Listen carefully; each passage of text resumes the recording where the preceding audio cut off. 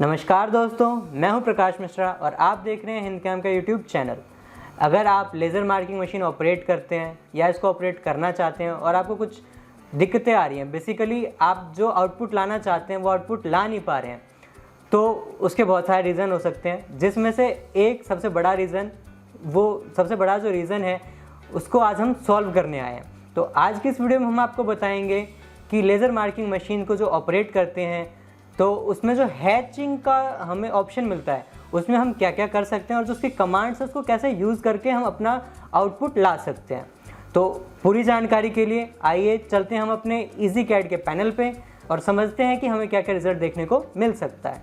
क्योंकि जब हम मार्किंग करते हैं तो मार्किंग में जो मेन फैक्टर्स हैं उसमें से एक है हैचिंग, कि हम किस टाइप से हैच फिल करते हैं, किस टाइप से उसमें हैच फिल कर सकते हैं, क्या क्या ऑप्शन हमें मिलता है। आज हम ये सारी चीज़ें सीखेंगे इस वीडियो में। अंत तक बने रहिएगा इस वीडियो में ताकि आपको पूरी जानकारी मिल सके कि हैच सेटिंग, जो कि लोगों को बहुत थोड़ी चीज़ें पता होती हैं उसके बारे में, तो इस सेटिंग के बारे में पूरी जानकारी मिलेगी। तो आइए शुरू करते हैं। तो ये हम अपने स्क्रीन पे हैं। हैच करने के लिए बेसिकली जैसे कि आपको पता ही होगा हमें एक कंपोनेंट चाहिए। तो पहले हम एक कुछ रेक्टेंगल बना लेते हैं। इसका साइज़ वैसे मैटर नहीं करता अभी सीखने के पर्पज़ से, बाकी फ़िलहाल हम 50 बाई 50 का साइज़ दे देते हैं। तो ये हमने एक स्क्वायर बना लिया। इसके साथ हम एक और फिगर बना लेते हैं। तो ये बेसिकली हमने एक सर्कल बना लिया जिसका साइज़ हम रख लेते हैं डाया 40 mm। अभी जब हम इस पीस को सेलेक्ट करेंगे, इन दोनों ड्राइंग्स को, तो ये सर्कल अलग सेलेक्ट कर पा रहे हैं हम और ये स्क्वायर अलग सेलेक्ट कर पा रहे हैं। अब अगर हमें इन दोनों में अलग ढंग से हैचिंग करनी है तो हमें इन दोनों में अलग अलग तरह से हैच का कमांड इनपुट करना पड़ेगा, जैसा कि अभी हम देख लेते हैं। सपोज़ हमें ये दोनों ही जो ऑब्जेक्ट हैं हमें विजुअली सेम देखना है, तो हम इन दोनों को सेलेक्ट करेंगे। अच्छा, एक ऑप्शन होता है हम इन दोनों को सेलेक्ट करके ग्रुप कर लें या कंबाइन कर लें, जो कि यहाँ से बेसिकली हम कर सकते हैं। ये हमने कंबाइन कर दिया तो हम इसको सेलेक्ट करेंगे, पूरा एक साथ सेलेक्ट होगा। अनकम्बाइन कर लेते हैं। ग्रुप में भी हमें सेम चीज़ देखने को मिलेगी, बट अगर हम डायरेक्ट इसको सेलेक्ट करके हैच कर देते हैं, फिलहाल हमने रैंडम कोई भी सेटिंग है इसको हमने ओके कर दिया, तो अभी हम देखेंगे ये ग्रुप बन गया और जो हमें रिजल्ट देखने को मिलेगा वो बिल्कुल सेम मिलेगा। जो दोनों ही ऑब्जेक्ट मार्क होंगे, जो सर्कल और स्क्वायर जो मार्क होगा वो दोनों सेम होगा। बट अगर हम रिजल्ट अलग चाहते हैं, जैसे कि अगर हम चाहते हैं कि स्क्वायर ज़्यादा डीप हो, सर्कल लाइट हो, तो उस केस में क्या करें? तो उस केस में हम करते हैं कि ये इनके कलर्स चेंज कर लेते हैं ताकि हमें आइडिया रहे हमें अलग अलग पैरामीटर चलाने हैं। तो यहाँ से हम कर लेते हैं अप्लाई टू पिक ऑब्जेक्ट। अच्छा, अब जब हम हैच करते हैं तो सेम मैं चीज़ कर रहा हूँ, मैंने दोनों ऑब्जेक्ट सेलेक्ट करे, हैच करा और ओके कर दिया। तो इस केस में भी हमें रिजल्ट सेम मिलेगा, दोनों ऑब्जेक्ट का जो रिजल्ट होगा, मार्किंग होगी, वो सेम देखने को मिलेगी। अच्छा, पर अगर हमें रिजल्ट अलग अलग चाहिए तो उस केस में क्या करें? ये मैंने हैचिंग इसको सेलेक्ट करा, हैच करा, ये सारी सेटिंग्स मैं सेम रहने देता हूँ। Line space 0.05 mm। Line space का बेसिकली क्या मतलब होता है ये अभी हम आगे जानेंगे कि इसके एक एक पैरामीटर, ये इनेबल ऑल कैल्क, मतलब जो भी इसमें चीज़ें हैं इन सब का क्या क्या पर्पज़ है वो सारी चीज़ें हम आगे अभी इस वीडियो में जानेंगे। बट फिलहाल मैं पहले आपको ये बता दूं कि अगर हमें एक साथ दो ऑब्जेक्ट मार्क करने हैं, दोनों का रिजल्ट अलग अलग चाहिए, तो उस केस में हम क्या कर सकते हैं। तो फिलहाल ये मैंने लाइन स्पेस 0.05 mm कर लिया है और इसमें मैं हैचिंग करता हूँ, इसमें लाइन स्पेस में 0.1 mm कर देता हूँ। तो ये मैंने दोनों को अलग अलग सेलेक्ट करके अलग अलग लाइन स्पेस डाल के हैचिंग कर दी है। तो इस तरीके से भी जो रिज़ल्ट है वो हमें अलग अलग देखने को मिलेगा। पर जो हम इसमें और नई चीज़, मतलब जो बेटर ऑप्शन है जो हम कर सकते हैं वो ये है कि देखो, जैसे अब मैं इसको हैच कर रहा हूँ, इस सर्कल का मैंने आउटर ब्लैक किया हुआ है अपने रेफरेंस के लिए, तो ये हैचिंग मैंने कर दी 0.1 डाल के। अब ये हम देखेंगे पैन नंबर बेसिकली रेफरेंस है कि हम किस स्पीड से किस पावर से मार्क करेंगे। तो ये ब्लैक है, 0 नंबर पे ब्लैक है, ये हमने ओके कर दिया। अच्छा, जब हम इसको सेलेक्ट करते हैं तो यहाँ पे देखेंगे आप ऑटोमेटिकली ये 2 नंबर जो कि रेड है, ऑन है, ये सेलेक्ट हो गया।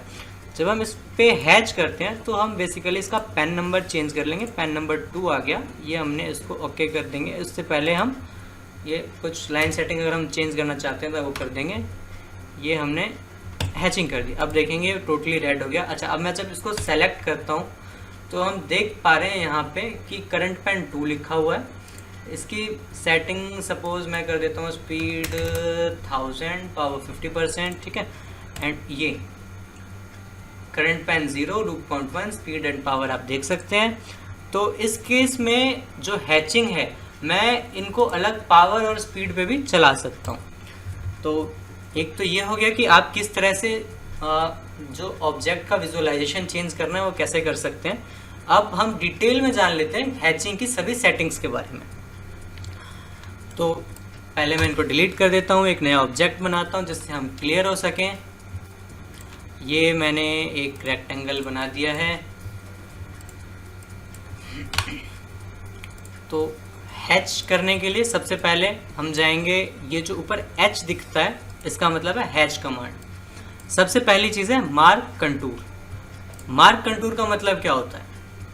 तो मार्क कंटूर का मतलब, इसको थोड़ा डिटेल में मैं क्लियर करता हूँ। मार्क कंटूर का मतलब बेसिकली ये होता है, जो आपका आउटर कंटूर है, मतलब जो इसका फ्रेम एरिया है, जब हम मार्किंग करेंगे तो मार्किंग का क्या तरीका होता है कि एक तो हम आउटर लाइन मार्क करते हैं, जब हम हैच करते हैं तो उस आउटर लाइन को हम फिल कर देते हैं कि उसके अंदर बहुत सारी लाइंस होती हैं। वो लाइंस जब प्रिंट होती है तो हमें अलग अलग इफेक्ट, अगर लाइंस ज़्यादा हैं तो डार्क मार्किंग होगी, लाइंस कम है तो लाइट मार्किंग होगी।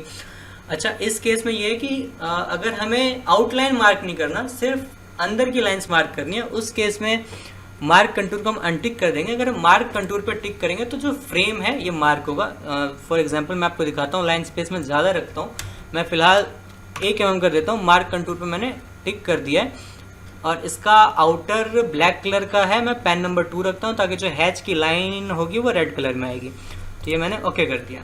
तो अभी आप देख सकते हैं, ये मुझे थोड़ा इसको जूम करता हूँ, जो अंदर की हैच लाइंस हैं ये रेड कलर में दिख रही है और जो आउटर है ये ब्लैक दिख रहा है। जो मार्किंग होगी वो रेड एंड ब्लैक लाइन सारी मार्क होगी। अच्छा, फिलहाल मैं इसको डिलीट करता हूँ। डिलीट करने के लिए मैं यहाँ से अंडो हैच पे क्लिक करूँगा।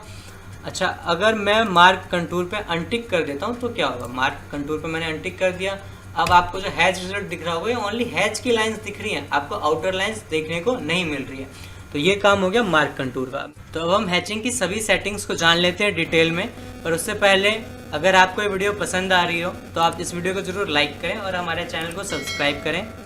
तो अब हम इस वीडियो में आगे बढ़ते हैं और जान लेते हैं हैच की सारी सेटिंग्स। सारी सेटिंग्स जानने के लिए एक मैंने 70x70 का स्क्वायर बना लिया है, इसको मैं पेज के सेंटर पे ले आता हूँ। अब भी मैंने हैच का ऑप्शन ओपन कर लिया है। अब मार्क कंटूर क्या होता है ये हम जान ही चुके हैं। अब हैच 1, हैच 2, हैच 3 ये तीनों कमांड हम कैसे इनेबल कर सकते हैं, कैसे ये वर्क करता है, ये जानने के लिए पहले हम इसकी सेटिंग्स को डिटेल में जान लेते हैं।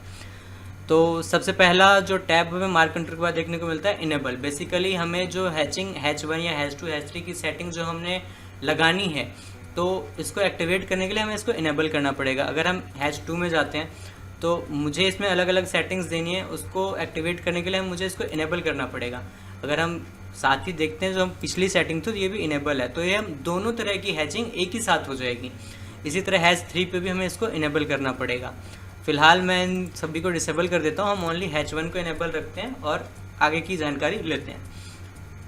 अच्छा, इनेबल के बाद जो हमें देखने को मिल रहा है वो है ऑल कैल्क। अब ऑल कैल्क क्या होता है? ऑल कैल्क को समझने के लिए मैं एक और ऑब्जेक्ट बना लेता हूँ। ये मैंने एक सर्कल बना लिया है। तो अब ऑल कैल्क क्या होता है? अब सबसे पहले मैं इन दोनों को सेलेक्ट करता हूँ। अब मैं सेटिंग्स पे आगे बढ़ता हूँ।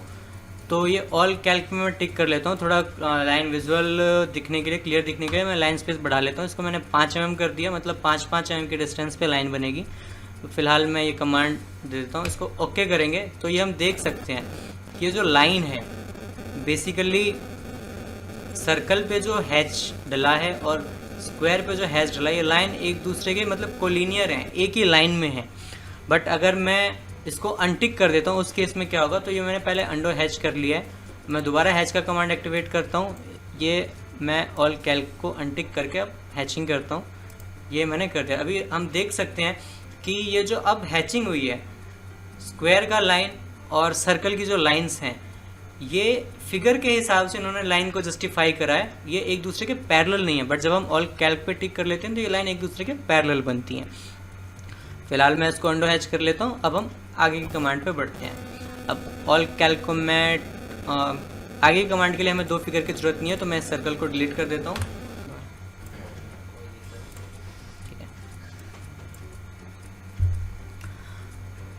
इसके बाद हम आते हैं फॉलो एज वंस। अब फॉलो एज वंस जो लाइन से हमें समझ में आता है, वर्ड से समझ में आता है, इसका मतलब यही होगा कि मार्क कंटूर और ये सेम है, बट ये सेम नहीं है।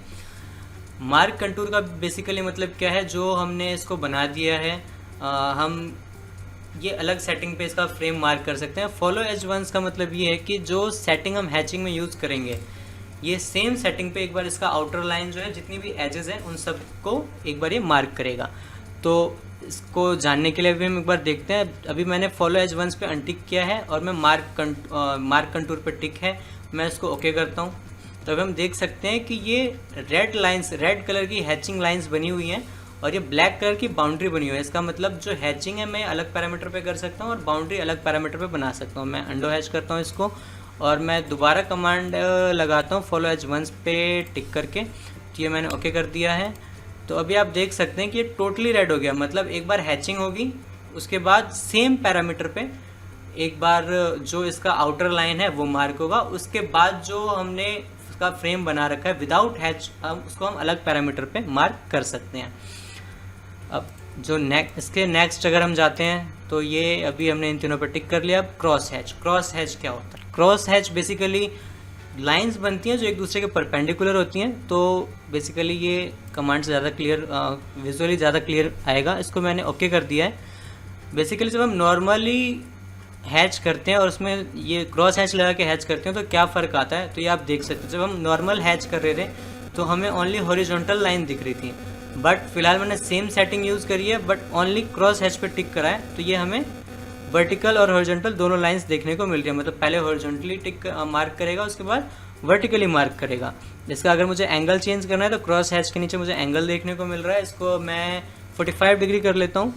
45 डिग्री करके अगर अप्लाई करते हैं तो ये देख सकते हैं कि पहले जिस डायरेक्शन में होगा बाद में उसके परपेंडिकुलर डायरेक्शन में मार्किंग आएगी देखने के लिए। अगर मैं क्रॉस हैच पे अनटिक कर देता हूँ तो ये हम देख सकते हैं ओनली सिंगल डायरेक्शन में मार्किंग होगी, बट जब हम क्रॉस हैच करते हैं तो डबल डायरेक्शन में मार्किंग होती है। इसके बाद ये पैन नंबर से आप समझ ही गए, अगर मुझे अलग अलग पैरामीटर्स पे मार्किंग करनी है अलग अलग ऑब्जेक्ट, तो मैं ऑब्जेक्ट्स जो हैचिंग है उसका पैन नंबर चेंज करके हैच कर सकता हूँ, उसको अलग पैरामीटर पे मार्क कर सकता हूँ। इसके बाद था टाइप। तो टाइप को हम समझ लेते हैं थोड़ा डिटेल में।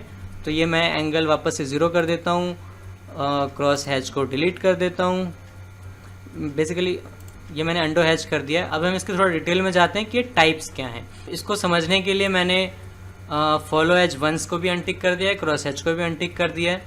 लाइन स्पेस मैंने बढ़ा के रखा है ताकि विजुअली हमें समझ में आए कि ये क्या है। तो इसको मैं ओके करता हूँ। तो अभी आप देख सकते हैं ये लाइन ऐसे आ रही है हॉरिजॉन्टली, फिर डाउन जाके जो हमने डिस्टेंस दिया 5 mm डाउन, ये 5 mm तक मार्किंग होगी, उसके बाद फिर हॉरिजॉन्टल मार्किंग हो रही है, फिर डाउन आके ये कर रहा है। तो बेसिकली जैसा हमें फिगर देखने को मिलता है उसी टाइप की मार्किंग भी हमें देखने को मिलती है। अब मैं इसको सेलेक्ट करके यहाँ पे टाइप चेंज कर लेता हूँ। यहाँ पे हम देख सकते हैं डैश्ड लाइन है, फिर ये नीचे आ रही है। तो मैं इसको एक बार अंडो हैच करके अप्लाई करता हूँ। तो ये सेटिंग भी पिछली सेटिंग के सिमिलर ही है, बस इसमें जो हमें आउटपुट देखने को मिलेगा वो थोड़ा लाइट हो जाएगा। मैं नेक्स्ट देखता हूँ टाइप, इसको अप्लाई करता हूँ।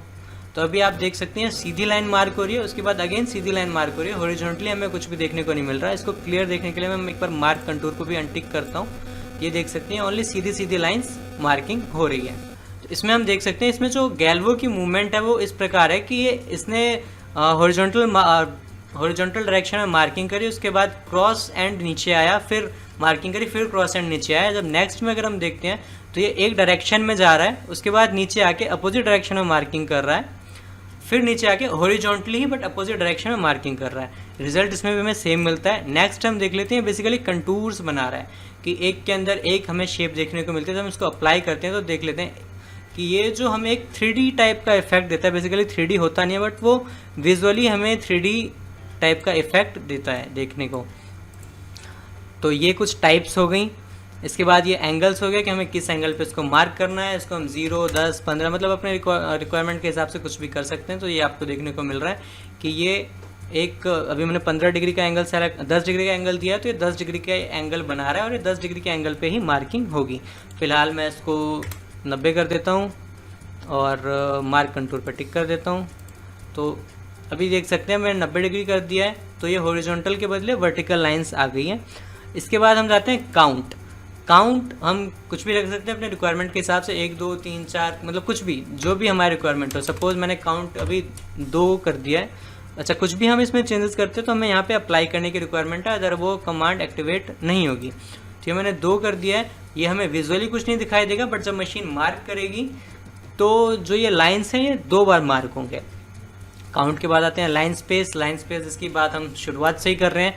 तो लाइन स्पेस बेसिकली एक ये लाइन और ये जो लाइन है, इन दोनों के बीच का डिस्टेंस है। इस स्पेस को मैं जितना ज़्यादा रखूँगा मार्किंग उतनी लाइट होगी, और स्पेस को जितना कम रखूँगा लाइन्स उतनी ज़्यादा बनेगी, मार्किंग उतनी ज़्यादा डार्क होगी।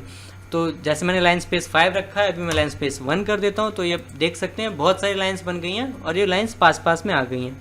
वहीं अगर मैं इसको 0.05 कर देता हूँ, यानी कि 1 mm के डिस्टेंस पे आपको 20 लाइंस देखने को मिलेंगी। तो ये आप देख सकते हैं बिल्कुल फील्ड पैटर्न दिख रहा है आपको, इसके बीच में बहुत ज़्यादा जूम करने के बाद लाइंस दिखाई दे रही हैं। वहीं अगर मैं इसको 0.01 कर देता हूँ तो देख सकते हैं और ज़्यादा डार्क हो गई है, लाइंस के बीच का जो डिस्टेंस है और ज़्यादा कम हो गई और भी ज़्यादा लाइंस आ गई हैं। अच्छा, लाइन स्पेस हम जितना कम रखेंगे हमारी मार्किंग का आउटपुट उतना डार्क होगा और मार्किंग का टाइम भी उतना ज़्यादा बढ़ जाएगा। तो ये तो हमने जान लिया लाइन स्पेस क्या होता है। फिलहाल मैं 1 mm कर लेता हूँ ताकि विजुअली थोड़ा क्लियर हो सके। अब हम आगे की जानकारी लेते हैं। तो अब एवरेज डिस्ट्रीब्यूट लाइन क्या होता है। एवरेज डिस्ट्रीब्यूट लाइन को जानने के लिए हमें आगे की सेटिंग्स को देखना पड़ेगा, तभी हम इसको क्लियर समझ पाएंगे। उससे पहले हम देख लेते हैं एज ऑफसेट क्या होता है। बेसिकली ये हमने एक स्क्वायर बनाया हुआ है 70x70 का, मैं एज ऑफसेट डाल देता हूँ 4 mm। तो इस केस में क्या होगा, जो आउटर लाइन है ये मैंने ओके कर दिया। ये जो आउटर लाइन है, इस आउटर लाइन के चारों तरफ एक और बाउंड्री बन गई। बेसिकली आउटर लाइन से 4 mm अंदर, या जो भी डिस्टेंस मैं दूंगा उतने डिस्टेंस अंदर ही हैचिंग होगी। सपोज मैंने एक 70x70 का जैसे ये स्क्वायर बना रखा है और मैं एज ऑफसेट को 10 mm दे देता हूँ। जैसे 10 mm देके मैंने अप्लाई कर दिया तो 10 mm इधर और 10 mm इधर से रिड्यूस हो गया। मतलब जो हैचिंग का एरिया है वो 50 mm बाय 50 mm बचा, क्योंकि 10 mm का मैंने ऑफसेट दे दिया तो दोनों तरफ से 10-10 यानी कि 20 mm ये कम हो गया। तो ये हो गया एज ऑफसेट। अब मैं वापस से इसको अंडो हैच कर लेता हूँ। मैं दोबारा हैच कमांड देके अब आगे देखते हैं स्टार्ट ऑफसेट क्या होता है। स्टार्ट ऑफसेट के लिए पहले मैं एज ऑफसेट को 0 कर लेता हूँ। अच्छा, जब हम एवरेज डिस्ट्रीब्यूट लाइन पे टिक रखेंगे तब ये कमांड जो स्टार्ट ऑफसेट और एंड ऑफसेट है ये हमारा एक्टिवेट नहीं होगा। तो इसके लिए हमें एवरेज डिस्ट्रीब्यूट लाइन को पहले अनटिक करना पड़ेगा। एवरेज डिस्ट्रीब्यूट लाइन बेसिकली क्या होता है कि जो हमारा फिगर बना है इसमें जितने भी एरिया पे हम हैचिंग करना चाहते हैं, यानी कि एज ऑफसेट का कमांड लगाने के बाद जो भी एरिया बच जाता है उसमें ये पूरे एरिया को कवर करके जितना भी एरिया बनता है उस पूरे एरिया में हैचिंग करता है। बट अगर हम इसको अनटिक कर देते हैं तो हमारे पास एक स्टार्ट ऑफसेट और एंड ऑफसेट का ऑप्शन मिल जाता है। तो देख लेते हैं क्या होता है। मैं स्टार्ट ऑफसेट को 5 mm और एंड ऑफसेट को 10 mm दे रहा हूँ। अब मैं इसको ओके करता हूँ तो देख सकते हैं ये जो स्टार्टिंग हुई है वो यहाँ से हुई है। ये हमारा हैचिंग स्टार्ट का पॉइंट है। तो यहाँ से 5 mm के डिस्टेंस पे इसने हैचिंग करना स्टार्ट करा और जो हमारा एंड पॉइंट था इससे 10 mm पहले इसने हैचिंग ख़त्म कर दी। मतलब बेसिकली जो 70x70 का एरिया है उसने स्टार्टिंग के 5 mm में हैचिंग नहीं करी और एंड के 10 mm में, जो कि हमने स्टार्ट और एंड ऑफसेट में फिल किया हुआ है, वो एरिया हैच नहीं करा। तो ये हो गया average distribute line, edge offset, start और एंड ऑफसेट का मतलब। अब हम इसके बाद जानते हैं लाइन रिडक्शन क्या होता है। इसके लिए लाइन स्पेस मैं थोड़ा कम कर देता हूँ। लाइन स्पेस मैंने 2 mm कर दिया है और लाइन रिडक्शन को मैं कर देता हूँ 5 mm। जब हम इस कमांड को अप्लाई करते हैं तो ये हम देख सकते हैं कि 2 डायरेक्शन, मतलब जिस डायरेक्शन में हम हैचिंग कर रहे हैं, यानी कि वर्टिकल डायरेक्शन में भी हमारी हैचिंग है, तो ऊपर और नीचे से, मतलब वर्टिकल डायरेक्शन में ही जो ये एक टाइप से ऑफसेट हो गया है। जो हमने 5 mm का डिस्टेंस दिया, मतलब ऊपर का 5 mm और नीचे का 5 mm हैच नहीं होगा। हॉरिजॉन्टली 70 mm के एरिया में आप हैचिंग कर सकते हैं, बट वर्टिकली आप 5 और 5 10 mm, यानी कि 70 में से 10 गए 60 mm के एरिया में हैचिंग कर सकते हैं। इस केस में मैं आपको एक क्रॉस हैच लगा के दिखाता हूँ ताकि थोड़ा क्लियर हो सके। जब हमारी वर्टिकल लाइंस चल रही हैं, ये आप देख सकते हैं, जब ये वर्टिकल लाइंस चल रही हैं तो वर्टिकल डायरेक्शन में यानी नीचे और ऊपर से इसने 5 mm का एरिया छोड़ दिया है, हैचिंग नहीं करी है। जब ये हॉरिजॉन्टल लाइन चल रहा है तो हॉरिजॉन्टल डायरेक्शन में यानी इधर और इधर से 5 mm का जो एरिया इसने हैचिंग नहीं करी है। तो ये फंक्शन हो गया लाइन रिडक्शन का। फिलहाल मैं उसको 0 कर देता हूँ। इसके आगे हम आते हैं तो ये देख लेते हैं num loops. Num loops basically number of loops, हमें जो हैचिंग करनी है कितने लूप करनी है, 1 2 3 या जितने भी लूप हमें करनी है वो हम इसमें कर सकते हैं। इसके आगे देख लेते हैं ये, इसके बाद हमें 2 ऑप्शंस देखने को मिलते हैं, नम लूप्स यानी नंबर ऑफ लूप्स और लूप डिस्टेंस। तो बेसिकली इसका फंक्शन क्या है? फंक्शन इसका ये है कि जो नंबर लूप्स हैं, ये जो हमारा आउटर लाइन है, जो हम नंबर ऑफ लूप्स देंगे और लूप डिस्टेंस देंगे, ये एक साथ काम करते हैं, मतलब ये दोनों एक दूसरे कॉम्बिनेशन में काम करते हैं। नंबर ऑफ लूप्स में जितने दूंगा ये उतने ही स्क्वायर, लूप डिस्टेंस जितना रहेगा उतने डिस्टेंस पे इस फिगर के अंदर वो चीज़ बनती जाएगी। जैसे मैं लूप डिस्टेंस 5 mm देके नंबर ऑफ लूप्स 2 देता हूँ तो ओके, ये अभी आप देख सकते हैं इस आउटर सर्कल के अंदर ये 2, इस आउटर स्क्वायर के बाहर ये 2 स्क्वायर बन गए हैं और उसके अंदर ये हैचिंग के जो भी मैंने ऑप्शंस दे रखे हैं वो वर्क कर रहा है। इस टाइप से ये हैचिंग हो रही है। वही इसको मैं चेंज करता हूँ तो थोड़ा आपको क्लियर होगा। मैं फ़िलहाल एवरेज डिस्ट्रीब्यूट लाइन को एक्टिवेट कर देता हूँ, स्टार्ट ऑफसेट 0 कर देता हूँ, एंड ऑफसेट भी 0 कर देता हूँ। लाइन रिडक्शन, इसको ये मैं दोबारा करता हूँ तो आपको थोड़ा सेटिंग चेंज करके ताकि आपको विजुअली क्लियर हो। एवरेज डिस्ट्रीब्यूट लाइन को मैंने ओके कर रखा है। लाइन रिडक्शन में फ़िलहाल 0 कर देता हूँ। नंबर ऑफ़ लूप्स यानी कि कितने और जो आउटर फिगर हैं वो शेप बनेंगे, ये मैं फ़िलहाल आपके लिए 3 mm कर देता हूँ। और लूप डिस्टेंस को मैं कम करता हूँ, ये 3 mm, मतलब जो आउटर स्क्वायर है ये 70 बाय 70 का है। अगर मैं लूप डिस्टेंस से 5 करता हूँ तो जो लूप नंबर ऑफ़ लूप्स 3 है, यानी कि इस स्क्वायर के अलावा 3 स्क्वायर और बनेंगे। लूप डिस्टेंस मैंने 5 कर दिया। इसके अंदर 70 बाय 70 के अंदर एक 60 बाय 60 का स्क्वायर बन जाएगा, फिर एक 50 बाय 50 का स्क्वायर बनेगा, उसके बाद एक 40 बाय 40 का स्क्वायर बनेगा। क्योंकि हमने नंबर ऑफ लूप्स 3 दिए हैं तो जो 40 बाय 40 का स्क्वायर है उसमें जो हमने हैच की कमांड दे रखी है, जो सेटिंग्स दे रखा है वो एक्टिवेट होंगी, उसके अंदर वो हैचिंग होगी। मैं इसको ओके करता हूँ तो जैसा कि मैंने बोला था सेम रिजल्ट हमें देखने को मिला है। 1 2 3 ये 3 स्क्वायर बन गए, उसके अंदर हमें ये हैचिंग का कमांड देखने को मिल रहा है। जब हम हैचिंग को कंटिन्यूस मोड पे चलाते हैं तो उस केस में हमें एक एडिशनल सेटिंग मिलता है। वो ये है कि जब हम कंटिन्यूस मोड पे या फिर जब हम हैचिंग करते हैं, अगर हम चाह रहे हैं कि एक ऑब्जेक्ट मैंने हैच कर लिया, नेक्स्ट जो ऑब्जेक्ट है इसमें एंगल थोड़ा सा चेंज हो जाए, या नेक्स्ट दोबारा जो मैं कमांड दूंगा उसमें एंगल चेंज हो जाए, तो उसमें हम ऑटो रोटेट हैच एंगल को एक्टिवेट कर सकते हैं। तो ये अभी हम देख लेते हैं वर्क कैसे करता है। मैंने ऑटो रोटेट हैच एंगल को 10 डिग्री दिया है और मैं इसको ओके कर देता हूँ। तो ये देख सकते हैं फिलहाल ये सारी लाइंस 90 डिग्री पे मार्क हैं। इसके बाद हम जान लेते हैं ऑटो रोटेट हैच एंगल जो हमें लास्ट ऑप्शन मिलता है ये क्या होता है।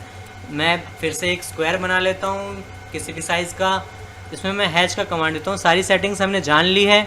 अब देख लेते हैं ऑटो रोटेट हैच एंगल क्या होता है। फिलहाल मैं इसमें 10 डिग्री दे देता हूँ। बेसिकली ये इसका फंक्शन क्या होता है कि जैसे मैंने एक बार कमांड दे दिया, मैंने कुछ मार्क कर लिया, वो 90 डिग्री पे या 0 डिग्री पे 10 किसी भी एंगल पे मार्क हो गया। मैं चाहता हूँ जो नेक्स्ट मैं कमांड दूँ वो लाइन से एक के ऊपर एक ना आए, बाकी सारी सेटिंग्स सेम रहें, बट वो थोड़ा सा एंगल चेंज हो जाए। उस केस में मैं ऑटो रोटेट हैच एंगल का यूज़ करूँगा। फिलहाल मैंने 10 डिग्री का एंगल दे दिया है, मैं कमांड एक्टिवेट कर देता हूँ। तो अभी आप देख सकते हैं कि ये वर्टिकल डायरेक्शन में 90 डिग्री में सारी लाइन्स हमें देखने को मिल रही हैं। मैं एक बार इस पर कमांड दे देता हूँ मार्किंग का, तो ये मैंने मार्किंग कर दी। जैसे ही मार्किंग मेरी कंप्लीट हुई वैसे ही हम देख सकते हैं कि जो इसका एंगल है वो 10 डिग्री से चेंज हो गया। मैं फिर से कमांड दे देता हूँ मार्क का, तो जैसे ही मेरी मार्किंग का कमांड कंप्लीट होगा वैसे ही देख सकते हैं फिर से इसका एंगल चेंज हो गया। मैं जितनी बार इस पर मार्किंग का कमांड देता जाऊँगा उतनी बार इसका एंगल चेंज होता जाएगा।